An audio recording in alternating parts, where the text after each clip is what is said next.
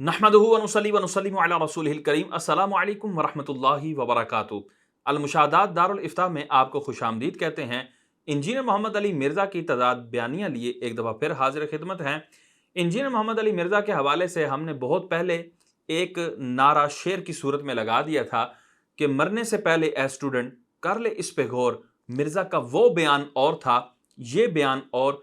Engineer Mohammad Ali Mirza चूँकि U turn का बादशाह है और तज़ाद बयानियों का बेताज बादशाह है, इसकी तज़ाद बयानियाँ जो हैं वो हर एक के सामने अब इस तरह तस्तबाम हो चुकी हैं कि बच्चा बच्चा इसकी तज़ाद बयानियों से वाकिफ़ हो चुका है और अब आम बंदे भी इसकी तज़ाद बयानियाँ जो हैं वो सोशल मीडिया के ऊपर ला रहे हैं। तो ये सिलसिला हमारी तरफ से शुरू हुआ था और अल्हम्दुलिल्लाह अब ये सिलसिला इतना बढ़ चुका है कि हर बंदा इसको जलील कर रहा है और इसकी जिल्लत का ये आलम है कि इसके ऊपर मीम्स बन रही हैं। जो कल को बाबों की मीम्स बनवाता था, बाबों की मीम्स पर खुश होता था, औलिया किराम की मीम्स पर खुश होता था, आज इसकी मीम्स बन रही हैं और ये देख रहा है और ये कुछ कर नहीं पा रहा कि मैं इन मीम्स को कैसे रोकूं। इसकी डमी बनाई गई और उस डमी के साथ मजाक बनाया गया। तो ये जिल्लत इसने अपनी आंखों से देखी और क्यों ना देखता कि इसने औलिया किराम के हवाले से जिस तरह वल्गर और गंदी जुबान इस्तेमाल की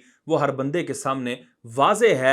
इसने अल्लाह तबारक व तआला के हवाले से गलत अकायद बयान किए और रसूलुल्लाह सल्लल्लाहु तआला अलैहि वसल्लम के हवाले से वल्गर जुबान इस्तेमाल की। सहाबा किराम, औलिया किराम और तमाम उलमाए किराम के हवाले से जिस तरह ये बंदा दरीदा दाहनी के साथ गुफ्तगू करता है, वल्गैरिटी के साथ गुफ्तगू करता है, वो हर बंदे के सामने वाज़े है। और अब इसी के स्टूडेंट्स, इसी के तरबियत याफ्ता, इसी के तरबियत वाले लिथड़े हुए अंदाज के अंदर अब इसकी जो है वो मंजी ठोक रहे हैं और इसकी लुच्चों को जो ये फ्राई करता रहा उसको इसके सामने ला रहे हैं। ये सारी जुबानें इसकी हैं। ये हमारा अंदाज इस तरह का बोलने का नहीं है, लेकिन चूंकि मिर्जा की जूती होती है और मिर्जा ही की बूती होती है, ये हमारा जो है वो तुर्रा है। ये अंदाज आपके सामने वाजे है कि हम मिर्जा ही की जूती उसके मुंह पर दे मारते हैं। आज भी इसकी तजाद बयानी के एक झलक आपको दिखाएंगे। पहले मिर्जा के स्टूडेंट्स ये समझते थे कि मुफ्ती साहब मिर्जा की आउट ऑफ कॉन्टेक्स्ट वीडियो लेकर मिर्जा को बदनाम करने की कोशिश कर रहे हैं, लेकिन अब वो ये जान चुके हैं कि नहीं, मिर्जा जो है वो पहले कुछ और बयान देता है, बाद में और बयान देता है कि खुदा जब दीन लेता है तो अकल छीन लेता है। इसकी अकल काम नहीं करती कि यार मैंने पहले क्या बयान दिया था और अब मैं क्या बयान दे रहा हूं, और थोड़ा ही अरसा गुजरा होता है उसके अंदर इसको अपना बयान याद नहीं रहता। बल्कि इस तरह के भी शवाहिद हमारे पास मौजूद हैं कि अपने एक ही बयान के अंदर ये कई तजाद बयानियां करता है। दूर का बयान, कल का बयान, परसों का बयान या 2 घंटों का बयान तो छोड़ें, उसी बयान के अंदर ये कई तजाद बयानियां करता है और वो अल्हम्दुलिल्लाह हम कई दफा एक्सपोज कर चुके हैं। लेकिन मिर्जा के स्टूडेंट्स ये जो बात करते थे कि जी out of context, out of context, तो ये भी मिर्जा का ही दिया हुआ जवाब था कि मिर्जा से भी जब भी पूछा जाता है कि उलमाए किराम आपकी वीडियोस इस तरह की पेश करते हैं, कहते जी आउट ऑफ कॉन्टेक्स्ट पेश करते हैं, आउट ऑफ कॉन्टेक्स्ट पेश करते हैं। उनका सियाक क्या होता है, सबाक क्या होता है, आगे पीछे से काट कर मेरी आधी अधूरी बात पेश करते हैं। अगर आप पूरी बात सुने तो वो बात का रुख ही बदल जाता है। तो हमने आउट ऑफ कॉन्टेक्स्ट के ऊपर एक वीडियो बनाकर अपलोड की और इसका दंदान शिकन अल्हम्दुलिल्लाह जवाब दिया और उसमें हमने बताया कि हम मिर्जा का जब भी बयान कोई लेते हैं तो उसका सियाक, उसका सबाक, यानी उसके पहले क्या बात हुई, उसके बाद में क्या बात हुई, किस कॉन्टेक्स्ट में वो बात हो रही है, इन सब को सुनकर समझकर फिर उसके ऊपर गुफ्तगू करते हैं। हमारा ये काम नहीं कि हम इसकी वीडियो को आउट ऑफ कॉन्टेक्स्ट काट कर उसके ऊपर कलाम करें। अल्हम्दुलिल्लाह हम ऐसी हरकत नहीं करते। हम इसको खिलाफ शरा भी समझते हैं और खिलाफ कानून भी समझते हैं कि ये कोई तरीक़ाकार नहीं है। अगर किसी का रद्द किया जाए तो पूरे ज़ाब्ते के साथ रद्द किया जाए। और मिर्जा के मुतज़ाद बयान तो इतने हैं कि किसी भी इसके मुखालिफ को ये जहमत नहीं करनी पड़ती कि इसका कोई बयान जो है खुद साख्ता मुतज़ाद बनाकर पेश करे। ये खुद ही इतनी तजाद बयानियां करता है और अब तो इसकी जिल्लत का उरूज आ चुका है। इसने एक दफा ख्वाब सुनाया था, कहता है जी मुझे किसी ने ख्वाब में कहा है कि जी तुम्हारे लिए बशारत है कि 2025 तुम्हारे उरूज का होगा। ऑलमोस्ट 8 से 3 साल पहले की बात है, ये कोई 2022-23 की जी। हमारी अकेडमी में एक बंदे ने फोन किया और उसने कहा कि जी मैंने नबी इस्लाम को ख्वाब में देखा है जी, और आप इस्लाम ने कहा है कि अली को बता दो कि तुम्हारी दावत के उरूज का साल जो है वो 2025 का साल होगा। 2025 آنے میں ابھی 2-2.5 سال باقی. صحیح. ہم نے یہ خواب نوٹ کر کے رکھا. انہوں نے کہا جی یہ سنانا چاہیے اپنے ساتھیوں کو. اس کے علاوہ بھی کئی خواب ہیں, میں نے آج تک کیمرے میں بیان نہیں کیے, لیکن یہ ریسنٹ جو پورا ہوا ہے نا یہ تو میں بتا دوں نا.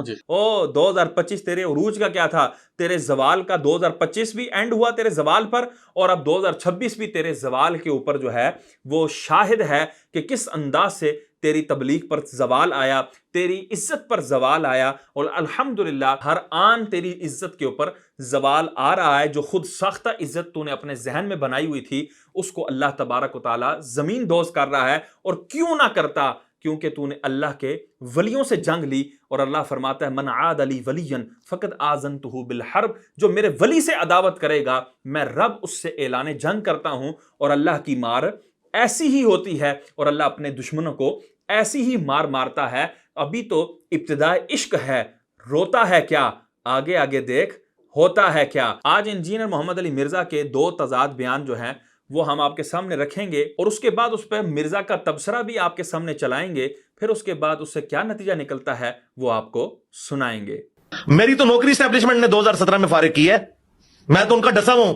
میں نے اس وقت عمران خان وزیر اعظم جب 2018 میں بنا, میں نے اسے بھی خط لکھا, میں نے ایک بندے کو اپروچ کیا کہ میرے ساتھ یہ ظلم کر رہے ہیں. میں کورٹ میں گیا, یہ آج جو عطر من اللہ اتنا نظریاتی بنا ہے نا, اس کے پاس ہی میرا کیس لگا تھا. اس وقت یہ اسٹیبلشمنٹ کا بغل بچہ ہوتا تھا, آج بڑا نظریاتی بنا ہوا ہے. اچھا, اس بیان میں کیا کہہ رہا ہے کہ میری نوکری اسٹیبلشمنٹ نے کھائی ہے, میری نوکری جو ہے وہ اسٹیبلشمنٹ نے لی ہے, اور میں اس کے خلاف جو ہے وہ کیسز کرتا رہا, معاملات کرتا رہا, میری لیکن سنوائی نہیں ہوئی. اور اس انداز سے جو ہے وہ اپنی نوکری کے چھوٹنے پر اور اپنا استعفیٰ دینے کے اوپر یہ گفتگو کر رہا ہے. لیکن مرنے سے پہلے ہے اسٹوڈنٹ کر لے اس پہ غور کہ مرزا کا وہ بیان اور تھا, یہ بیان اور. اب وہ یہ والا بیان سن لیں.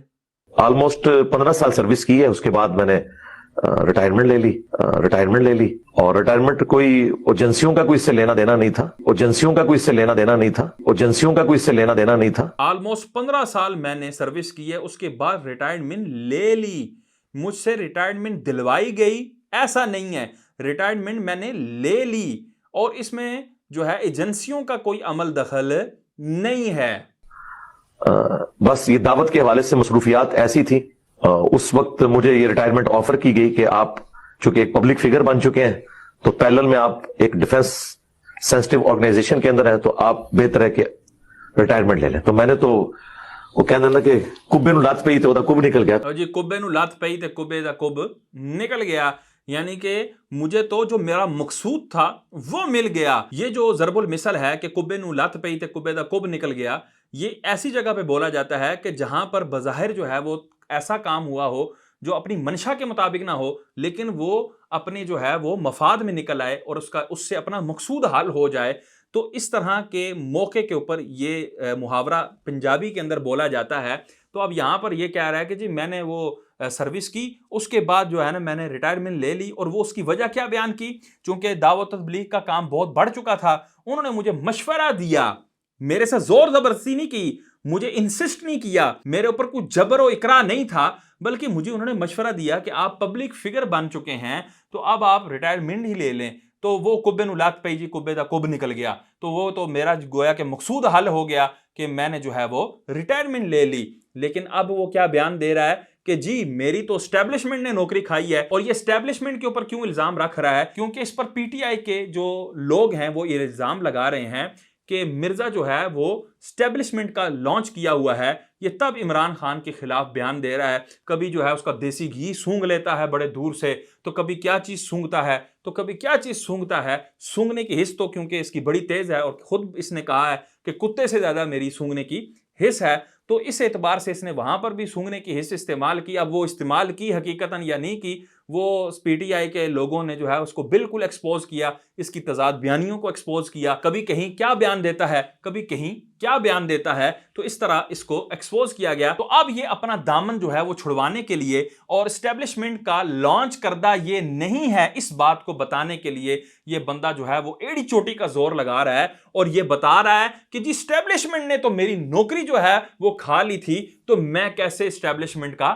لانچ کردہ ہوں. تو یہ بات مرزا صاحب آپ کسی اور کو لالی پاپ دے سکتے ہوں گے, لیکن جو شعور والے لوگ ہیں ان کو آپ یہ لالی پاپ نہیں دے سکتے. اگر حکومت نے آپ کی نوکری کھائی ہے اور حکومت اس کے بعد آپ کو پھر سے آپ کو اپنی گود میں بٹھاتی ہے تو آپ بڑی شوق سے بیٹھیں گے. آپ کیا، آپ کے ساتھ جتنے بھی اور ہیں اس طرح کی ذہنیت والے، وہ بھی بڑی شوق سے بیٹھیں گے کہ چلو اس وقت تو دھتکار دیا تھا، اب دوبارہ سے وہ اپنی گود میں بٹھا رہے ہیں تو ہم کیوں نہ بیٹھیں، یہ پکا ہوا میوہ ہم کیوں نہ کھائیں. تو مرزا صاحب آپ کی یہ دلیل انتہائی بوگس ہے، اور یہ مرزا صاحب آپ ہی کی جوتی ہے، آپ ہی کی بوتھی ہے، قبول فرما لیں.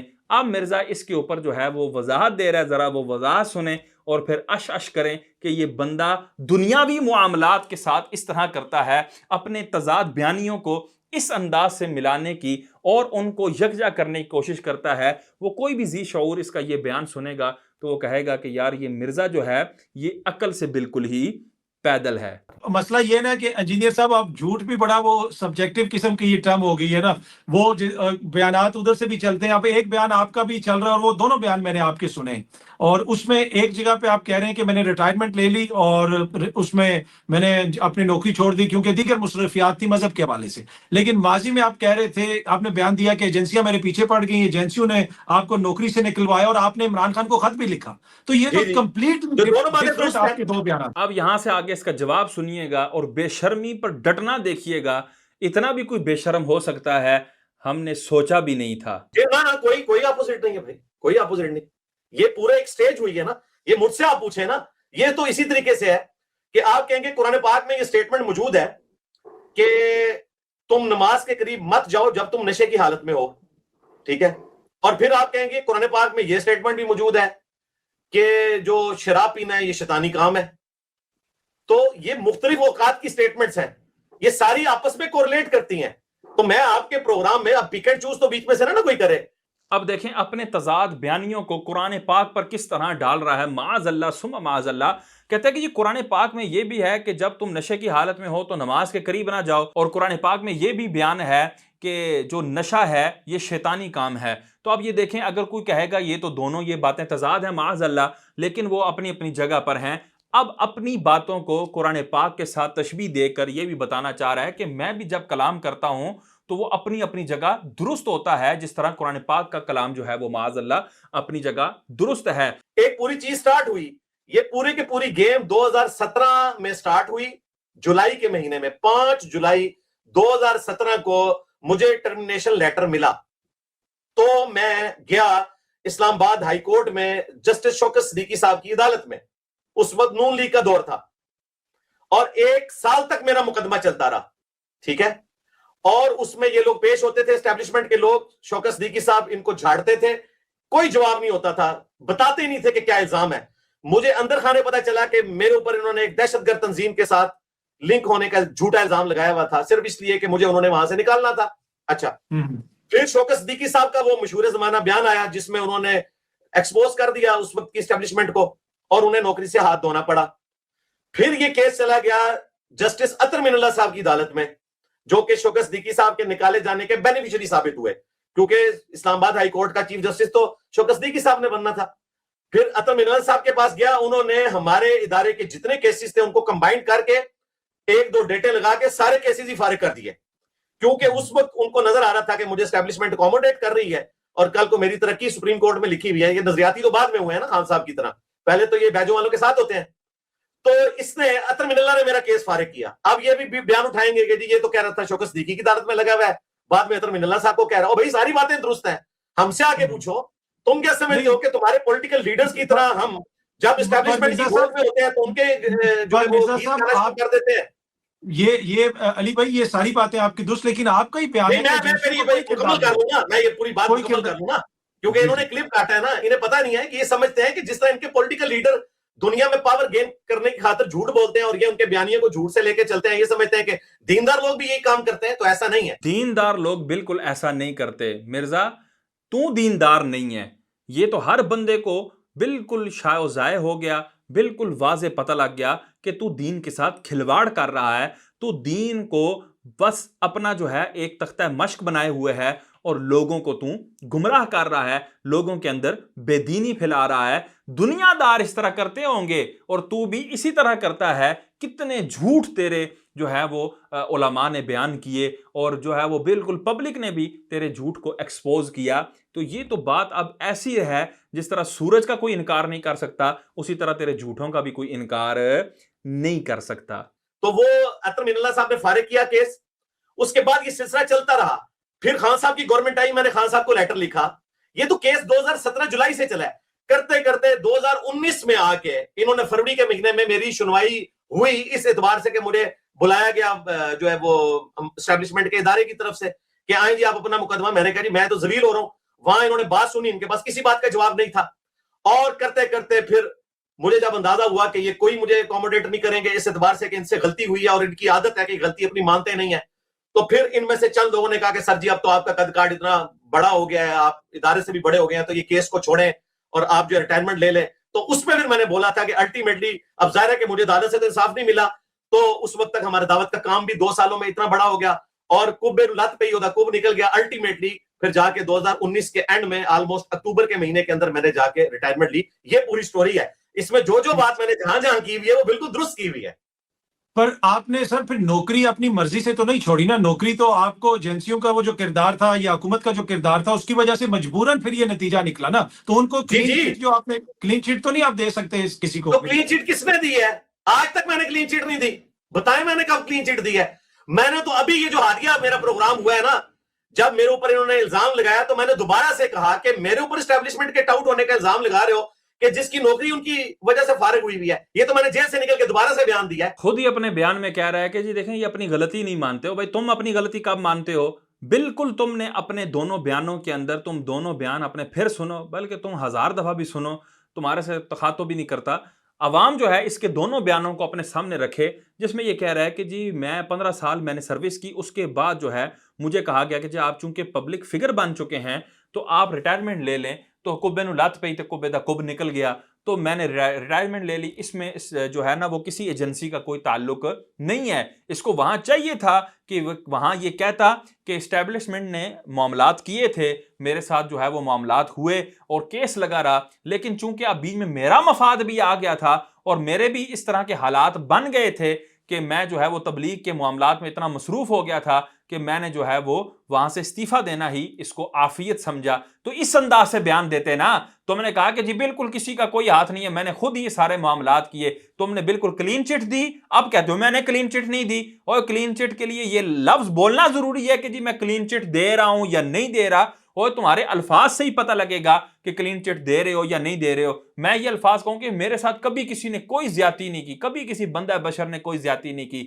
میرے ساتھ الحمدللہ کبھی بھی کوئی اس طرح کا ہاتھ نہیں ہوا, اور بعد میں رو رہا ہوں جی فلانے نے مجھے ٹھگ لیا, فلانے نے مجھے ٹھگ لیا, اور لوگ کہیں گے نا بھائی پہلے تم کہہ رہے تھے. کبھی میرے ساتھ کبھی اس طرح کا ہاتھ نہیں ہوا, کبھی کسی بندے نے مجھے جو ہے نا نہیں لوٹا, تو اب تم کہہ رہے ہو فلانے نے بھی لوٹ لیا, فلانے نے بھی لوٹ لیا. تو یہ تمہارے دونوں بیان متضاد ہیں. یا تو ہم پہلا بیان مانیں یا اس بیان کو مانیں. اس بیان کو مانتے تو پہلا بیان ماننے میں نہیں آتا, پہلے بیان کو مانتے تو یہ بیان ماننے میں نہیں آتا. تو یہ تضاد بیانی اسی کو کہتے ہیں. اگر تضاد بیانی کے سینگ ہوتے تو مرزا صاحب آپ 12 سنگا ہونے تھے, بلکہ 12 سنگا بھی نہیں, پتہ نہیں کتنے سنگا ہونے تھے آپ کے تو سینگ ہی ختم نہیں ہونے تھے اور سینگ ہی گنے نہیں جانے تھے.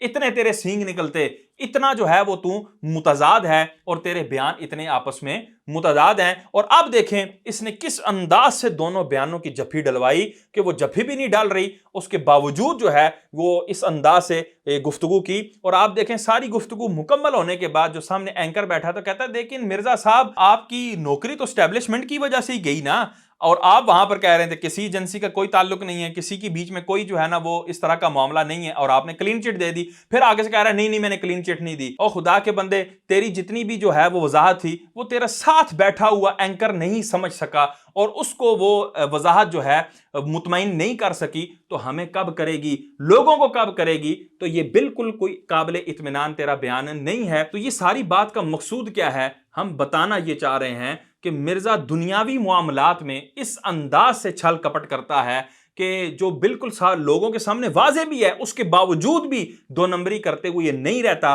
تضاد بیانیاں کرتے ہوئے نہیں رہتا, ہیرا پھیری کرتے ہوئے نہیں رہتا. جو دنیاوی معاملات ہیں لوگوں کو معلوم ہیں, عام عوام کو ان چیزوں کا معلوم ہے، اس میں بھی یہ دو نمبری کرتے ہوئے باز نہیں رہتا۔ تو جو دین کے معاملات ہیں، قرآن پاک کی جو باتیں ہیں، جو احادیث کی باتیں ہیں، جو عربی کے اندر لکھی ہوئی باتیں ہیں، جن تک عوام کی رسائی نہیں ہے، جن عقدوں تک عوام کی جو ہے وہ فہم نہیں پہنچ سکتی، عوام ان کو حل نہیں کر سکتی، اس میں یہ کتنی ڈنڈیاں مارتا ہوگا، اس میں یہ کتنے ہاتھ مارتا ہوگا، اس میں یہ کتنی چال بازیوں کے ساتھ اور کتنی چلاکیوں کے ساتھ کس بیانی کر کے لوگوں کے ایمانوں کو خراب کرتا ہوگا، لوگوں کے عقیدوں کو خراب کرتا ہوگا، وہ اس بات سے آپ اندازہ لگا سکتے ہیں۔ بھائی ہم آپ کو اور کتنا بتائیں کہ یہ بندہ جھوٹا ہے، یہ بندہ مکار ہے، یہ بندہ کذاب ہے، ہم کتنا بتائیں؟ آج آپ کے لیڈر عمران خان پر بات آئی ہے تو آپ لوگ اس کو کذاب بھی کہنے لگ گئے، جھوٹا بھی کہنے لگ گئے، مکار بھی کہنے لگ گئے،